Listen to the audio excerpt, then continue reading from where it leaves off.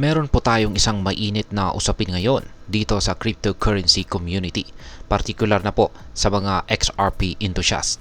Ito po ay ang posibilidad na gagamitin daw ni Ripple ang XRP bilang reserve para sa kanilang bagong stablecoin na si RLUSD.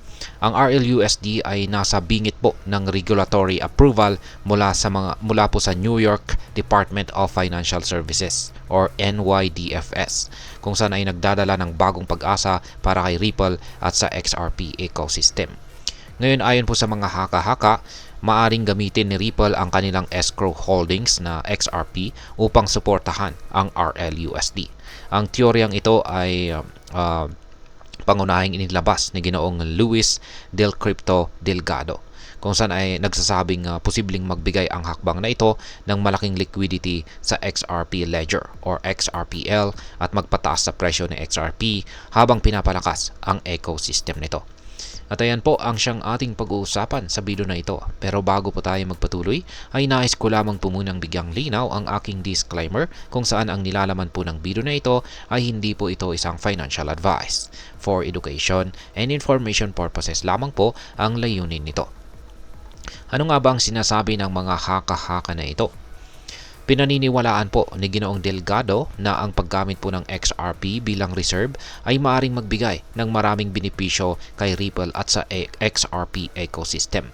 Ang kanyang mga pangunahing puntos ay una ay ang paglikha ng liquidity. Kung gagamitin po ang XRP escrow bilang reserve, maaaring mag-mint ang RLUSD at ibenta po ito sa mga on-demand liquidity or ODL partners. Ang hakbang na ito ay magbibigay po ng malaking working capital para kay Ripple. Maliban po rito ay ang pagbawas ng supply ng XRP.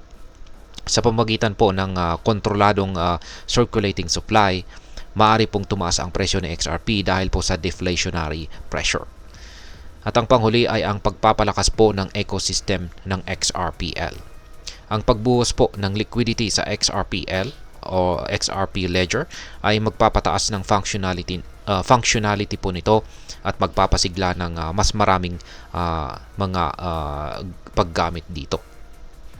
May mga nagsasabi pa nga na kung magkakatotoo ang ganitong estratehiya, posibleng umabot po ang presyo ni XRP sa $1,000. Yan, ang taas po niyan. $1,000 daw ang maaaring akyatin na maging presyo ni XRP kung sakaling magkatotoo ang estratehiyang ito. Gayunpaman ay ito po ay purong espekulasyon lamang at wala pong opisyal na kumpirmasyon mula kay Ripple. Ngayon ay ano naman po ang sinasabi ng Ripple tungkol sa RLUSD? Yan, sa kabila po ng mga haka-haka ay malinaw po ang pahayag ng Ripple tungkol sa RLUSD. Ito po ang stablecoin ay sinasabing susuportahan ng USD deposits, short-term US government treasuries at cash equivalents. Wala po silang nabanggit na gagamitin ang XRP bilang collateral. Isang kilalang XRP community member na si Rat of Kahneman or WOK ang nagbabala laban sa mga dikumpirmadong haka-haka. Anya po ay maaring hindi tanggapin ng mga regulator si XRP bilang collateral dahil hindi po ito traditional na asset tulad ng cash o treasuries.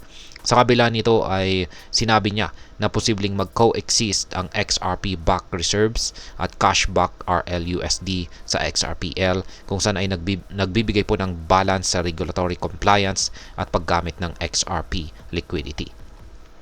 Ngayon ay ano naman po ang posibleng epekto nito sa XRP market or market ni XRP. Yan ang usapin ito. Ang usapin na tungkol dito sa RLUSD ay tumugma sa kamakailang pag-angat ng presyo ng XRP, kung saan ito po ay umabot sa $2.50 bago po mag-stabilize sa $2.41. Ang rally na ito ay nagdala ng market capitalization kay XRP sa $137 billion. Kaya ginawa po itong dahil dito ay naging pangatlong pinakamalaking cryptocurrency sa XRP kung saan ay nalampasan po niya si Solana at saka USDT. Ngayon ang hype na dulot ng haka-haka ay nagdulot po ng bagong sigla sa community ni XRP at muli po nilang pinag-uusapan ngayon ang potensyal na XRP na umabot sa mas mataas na presyo.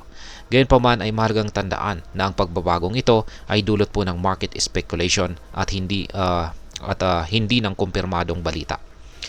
Ngayon ay ano naman po ang maaring maging epekto nito para sa atin bilang mga Pinoy crypto traders at investors dito kay XRP.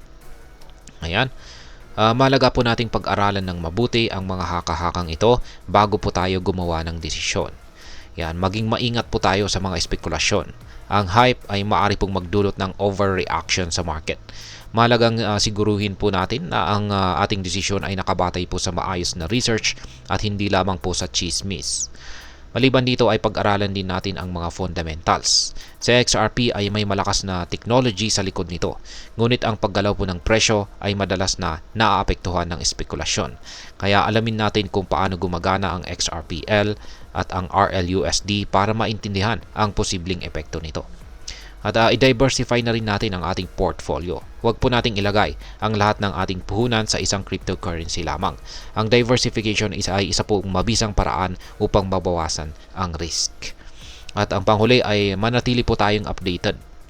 Sa mabilis po na pagbabago dito sa crypto market, ay mahalagang maging updated sa mga opisyal na pahayag ng Ripple at iba pang mga mapagkakatiwalaang sources. Ngayon ay ano naman po ang aking masasabi tungkol dito? Ang haka-haka tungkol sa RLUSD at XRP ay nagpapakita ng excitement at potensyal sa XRP ecosystem. Gayunpaman ay mahalaga pong tandaan na ang crypto market ay laging puno ng risk, lalo na kung nakabase ang desisyon sa di-kumpirmadong impormasyon. Ang malinaw po dito ay ang patuloy na pag-usbong ni Ripple bilang isang malakas na player sa blockchain at saka cryptocurrency space. Ang kanilang mga innovation tulad po ng RLUSD ay nagpapakita po ng kanilang commitment na magdala ng pagbabago sa industriya. Ngunit tulad po ng anumang investment, ang tagumpay ay nakasalalay po sa tamang kaalaman, diskarte at pasensya. Kaya bilang isang Pinoy, ang ganitong usapin ay isang paalala na ang crypto investment ay hindi lamang po tungkol sa kita, kundi tungkol rin sa tamang kaalaman. Kaya wag po tayong magpapadala agad sa hype. Gawin ang iyong sariling research at unawain ang mga technology at regulasyon sa likod ng bawat asset. Sa ganitong paraan, mas makakagawa po tayo ng tamang desisyon para sa ating financial goals. At ayan, hanggang dito na lamang po tayo sa video na ito mga ka-crypto. Sana po ay inyong nagustuhan ang aking paliwanag sa video na ito. Kung inyo po itong nagustuhan, pakiclick lamang po ang like button nito. Marami pong salamat sa panonood. Ingat po tayo lagi at God bless po sa ating lahat.